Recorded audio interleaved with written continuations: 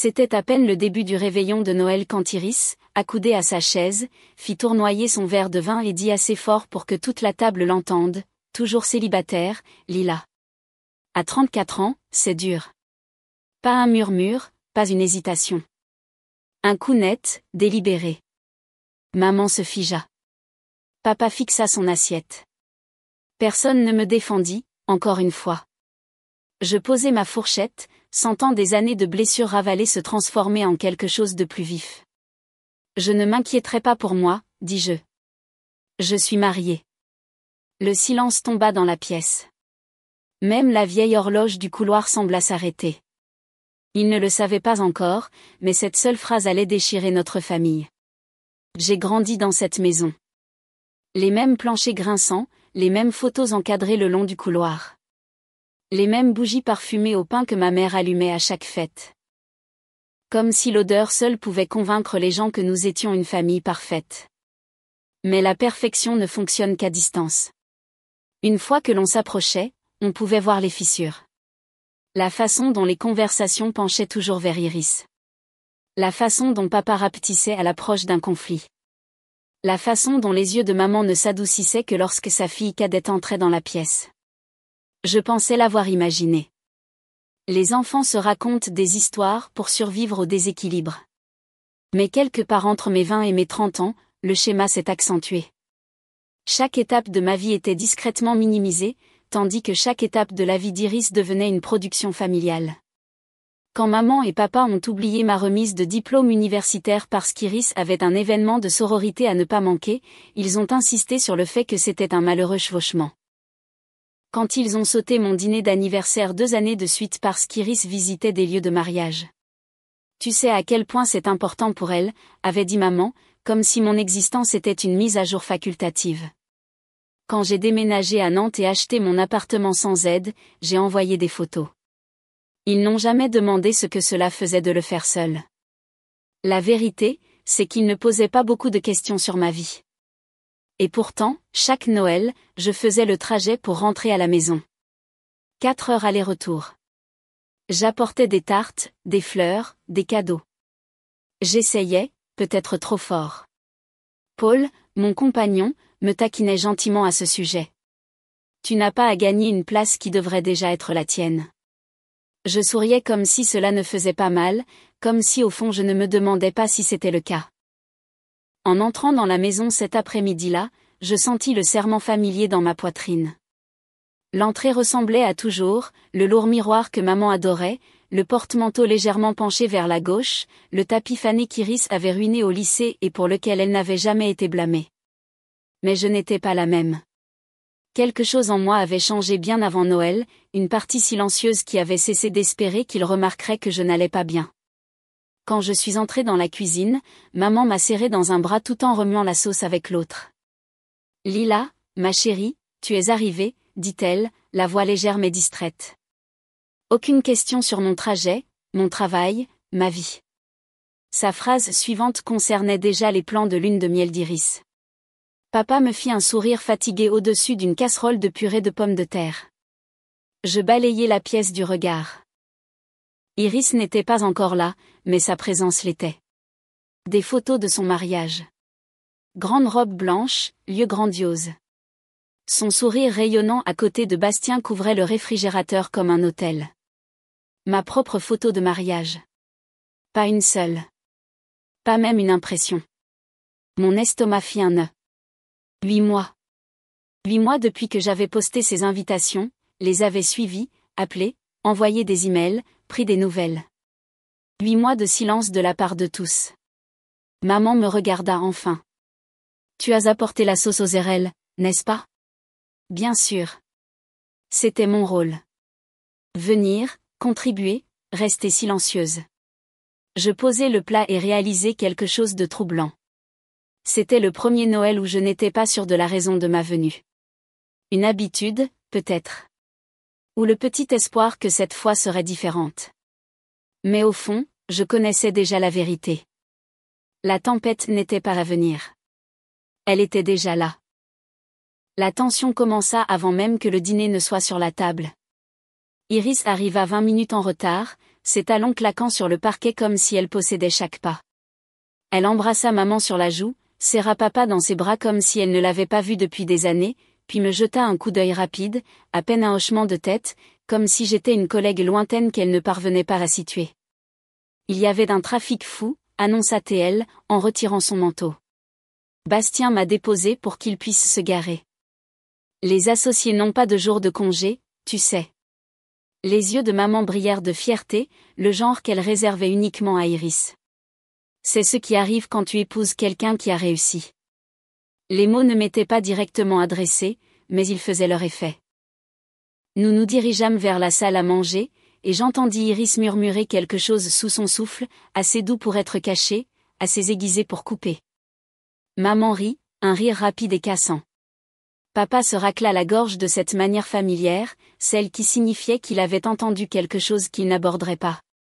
Au moment où nous nous sommes assis, la hiérarchie était déjà établie, Iris au centre et moi en arrière-plan. C'était un rôle que j'avais joué toute ma vie, être coupée, mise de côté, m'attendre à absorber toute cruauté occasionnelle qui se glissait sous la table. Mais quelque chose était différent en moi cette année. Les mots ne s'enfonçaient pas dans le même vieil endroit. Ils planaient, mal à l'aise, comme s'ils cherchaient un nouvel endroit où atterrir. Maman se lança dans un nouveau récapitulatif du mariage d'Iris. Elle ne se lassait jamais de le revivre. Le lieu avait une liste d'attente, mais Iris a trouvé un moyen. Et les fleurs. Oh, Lila, tu aurais dû les voir, a coupé le souffle. Je les avais vues 2 fois en ligne, toute seule. Puis Iris sourit, faisant tournoyer son vin. Oui, c'était parfait. Tout s'est passé exactement comme il fallait. Honnêtement, je ne sais pas comment on pourrait faire mieux. Un silence. Non pas que quiconque soit en compétition. Ma mâchoire se serra. C'était toujours comme ça. Chaque réussite d'Iris élevait, chaque partie de moi était minimisée. Des flashs me frappaient rapidement. Maman quittant mon récital de 8e année plus tôt pour aller chercher Iris à la répétition. Papa manquant mon dîner de bourse parce qu'Iris avait besoin d'aide pour un projet. Anniversaire, diplôme, étapes importantes, tout était englouti par l'orbite d'Iris. Et le pire, c'est que j'avais l'habitude de l'excuser. Je croyais que peut-être il ne le faisait pas exprès. Mais ce soir, en regardant le sourire d'Iris s'aiguiser chaque fois que nos parents riaient, je sentis la vérité s'installer. Elle n'était pas insouciante. Elle était délibérée. Et alors qu'elle teintait son verre, les yeux brillants du confort d'être intouchable, je savais qu'elle allait arriver à quelque chose. Un coup allait venir. Et cette fois, je n'étais pas la même fille qui allait simplement l'avaler. Le dîner aurait dû être ordinaire dinde sèche, haricots trop cuits, maman s'agitant avec la sauce comme si elle pouvait réparer toute la famille en fouettant plus fort. Mais l'air avait un poids, une lourdeur qui rendait chaque tintement d'argenterie plus fort qu'il ne l'aurait dû. J'étais assise à ma place habituelle en face d'Iris, la place que j'avais occupée toute ma vie, la place où j'avais appris à me faire plus petite. Bastien arriva enfin et se glissa sur la chaise à côté d'elle. Il me fit un sourire poli, le genre que les gens offrent quand ils ne savent pas s'il faut vous saluer ou vous ignorer. Iris se pencha immédiatement vers lui, sa voix claire et théâtrale, une audience de 4 lui suffisait pour jouer. Tandis que les plats passaient, maman ne cessait de ramener la conversation à Iris, ses récits de lune de miel, son nouvel appartement, ses projets de voyage pour les fêtes. Papa acquiesçait, ajoutant parfois un discret « comme s'il ne pouvait pas risquer de choisir le mauvais moment pour parler. Puis Iris tourna son attention vers moi.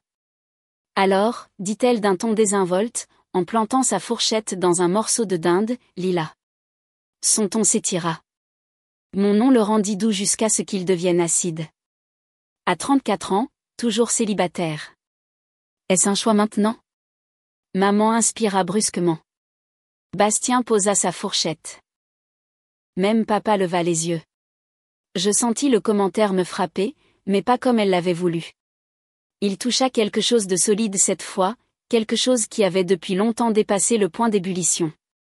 J'essuyai mes doigts sur la serviette et la regardai attentivement. C'est intéressant, dis-je doucement. Pourquoi supposez-vous que je suis célibataire? Iris cligna des yeux, déstabilisée pendant une seconde. Eh bien, n'êtes-vous pas?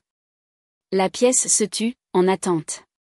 J'entendis l'horloge du couloir tic-tac irrégulièrement, comme si elle n'était pas sûre de vouloir continuer.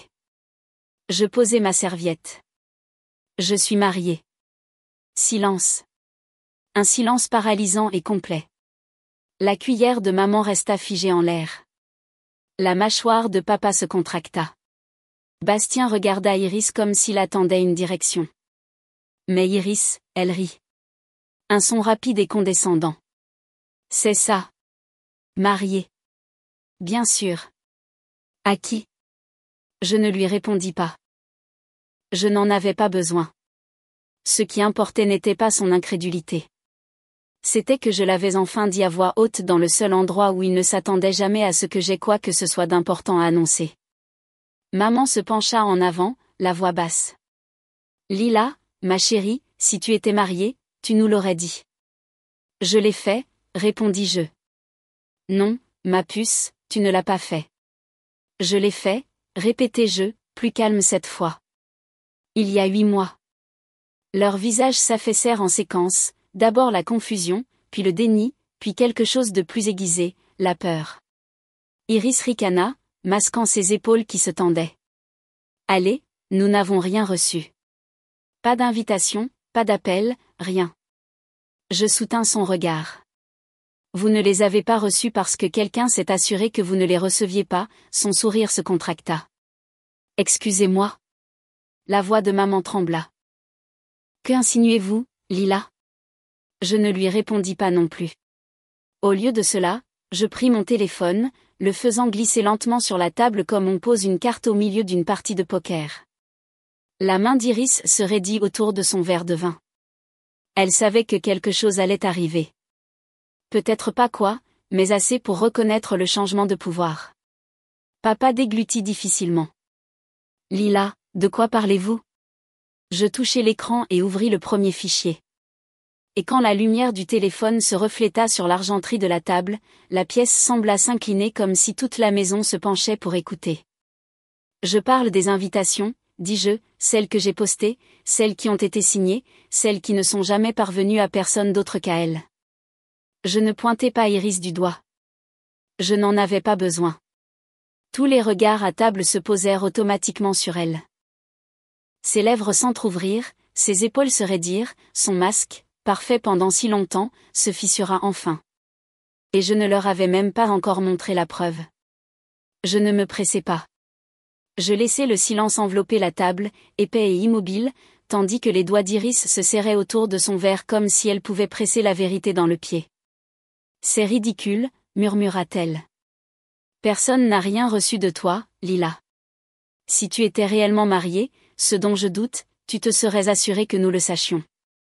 Je tournai le téléphone pour que tout le monde puisse voir l'écran. Je me suis assurée. Le premier enregistrement était simple. Un historique de suivi. 5 enveloppes, 5 destinations. Livré, signé, tout le même matin. Papa se pencha, plissant les yeux. Signé. Par qui? Je zoomai. La signature n'était pas seulement familière. Elle était indubitable.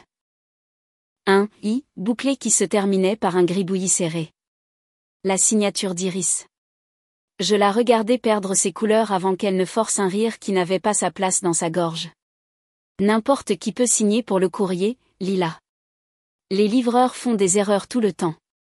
Ils ne l'ont pas fait, dis-je, parce que j'ai vérifié 2 fois, et le facteur a confirmé qu'il avait été reçu à cette maison. Les yeux de maman tressaillirent au mot « confirmé », comme si cela perçait le déni auquel elle voulait s'accrocher. La respiration de papa devint superficielle.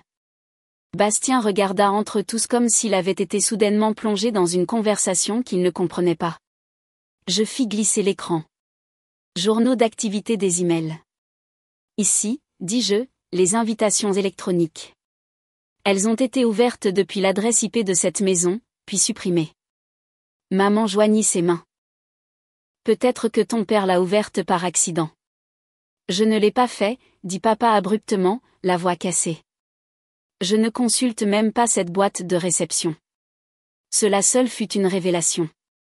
Papa contredisait rarement maman et presque jamais devant des invités.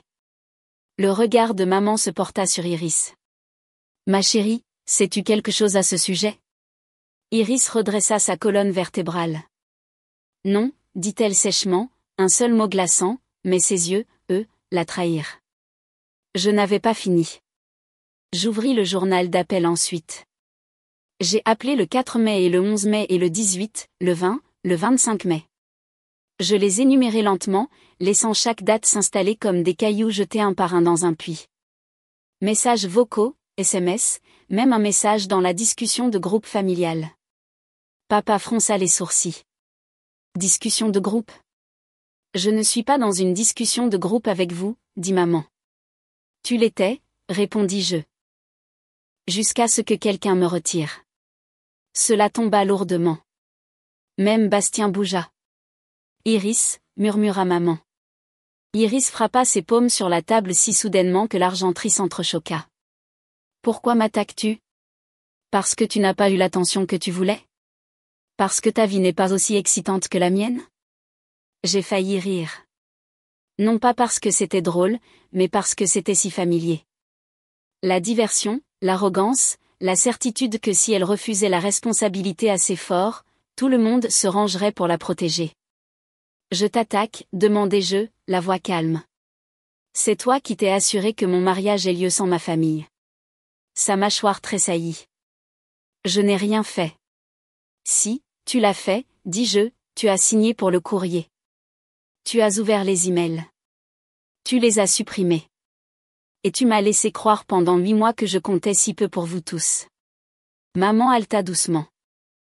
Papa ferma les yeux. Et Iris, elle craqua. Pas d'un seul coup, mais en de minuscules fractures que je pouvais enfin voir. Tu es tellement dramatique, claqua-t-elle. Tu l'as toujours été.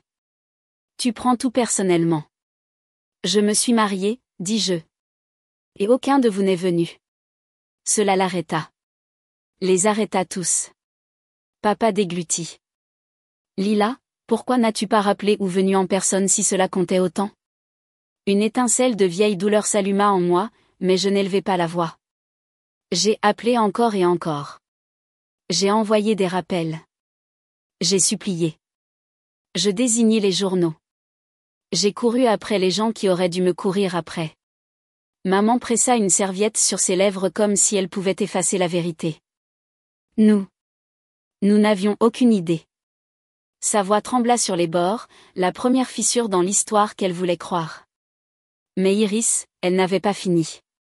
Peut-être, dit-elle doucement. Peut-être que les invitations n'étaient pas censées être vues. Les mots tombèrent comme de l'acide. Maman la regarda. Qu'est-ce que cela signifie? Les yeux d'Iris vacillèrent entre panique et fierté. Cela signifie, murmura-t-elle, que ce n'était pas grand-chose. Son petit mariage à la plage. 20 personnes. Allez. Je n'allais pas la laisser ruiner l'élan avant mon mariage. Papa se figea. Les mains de maman glissèrent de sa bouche. Bastien cligna des yeux comme s'il n'avait jamais vraiment vu sa femme auparavant. Tu les as jetés, demanda papa, la voix tremblante. Je ne les ai pas jetés, claqua-t-elle. Je les ai juste empêchés de distraire tout le monde. Mon mariage ne comptait pas, demandai-je doucement. Elle me regarda droit dans les yeux brillants, la mâchoire serrée. Non, dit-elle. Cela aurait dû faire plus mal. Peut-être qu'une fois, cela m'aurait détruite, mais à ce moment-là, cela clarifia tout. Je vois, murmurai-je. Maman se tourna vers Iris, la voix tranchante pour la première fois depuis des années. Comment as-tu pu? Iris recula. Ne me faites pas passer pour la méchante. Lila a toujours été jalouse. C'était ça. Le moment où je sentis quelque chose en moi s'installer avec une clarté absolue. Je ne suis pas jalouse de toi, dis-je. Je ne l'ai jamais été. Je suis blessée et j'en ai fini de faire semblant que cela n'a pas d'importance. Je me levai. Ma chaise racla sur le carrelage.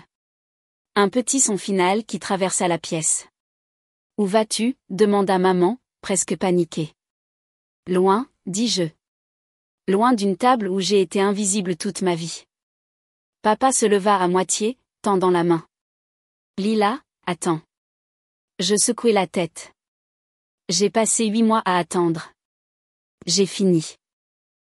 Alors que je me tournais vers la porte d'entrée, Iris parla de nouveau, d'une voix rauque et tremblante. Tu as ruiné Noël. Non, dis-je doucement. Tu as ruiné mon mariage. Ceci n'est que la vérité qui te rattrape. Le couloir semblait plus froid que la salle à manger, comme si la maison elle-même ne voulait pas que je parte. Mais je le fis. Je passai devant le miroir, devant les photos, devant l'endroit où chaque version de moi avait jadis essayé d'appartenir. Et quand je sortis, l'air nocturne frappa ma peau avec quelque chose qui ressemblait à la liberté. Derrière moi, à travers la fenêtre, je les vis figés, stupéfaits, fixant la chaise vide où j'avais été assise pendant des décennies. Pour la première fois, ils durent regarder l'espace que j'avais laissé. Je fis tout le chemin du retour vers Nantes en silence, la route s'étirant comme une ligne claire entre qui j'avais été et qui je ne voulais plus être. Quand j'entrai dans notre appartement, Paul ne posa pas de questions. Il se contenta de m'envelopper de ses bras, me stabilisant d'une manière que ma propre famille n'avait jamais fait. C'est enfin arrivé, dis-je contre son épaule. Il hocha la tête comme s'il avait attendu ce moment. Et tu as enfin dit ce qu'il fallait dire. Les jours qui suivirent furent étrangement calmes. Papa appela, des conversations brèves, prudentes, mais réelles. Il ne défendit pas Iris, ne réécrivit rien. Il se contenta d'écouter. C'était nouveau. Incertain, mais nouveau. Iris envoya un email. Un long message d'excuses qui sonnait comme si la thérapie lui avait arraché l'honnêteté. Je le lus mais ne répondis pas. La guérison n'était pas une porte que je pouvais franchir sur commande. Maman resta silencieuse. Et pour une fois, son silence ne me déchira pas. Il clarifia les choses. La famille de Paul nous invita pour leur réveillon le lendemain. Des rires remplissaient la maison. Les gens posaient des questions sur mon travail, ma vie. Ils me voyaient. Et alors que j'étais assise à leur table, je réalisais quelque chose de presque effrayamment simple. Cela ressemblait à la maison.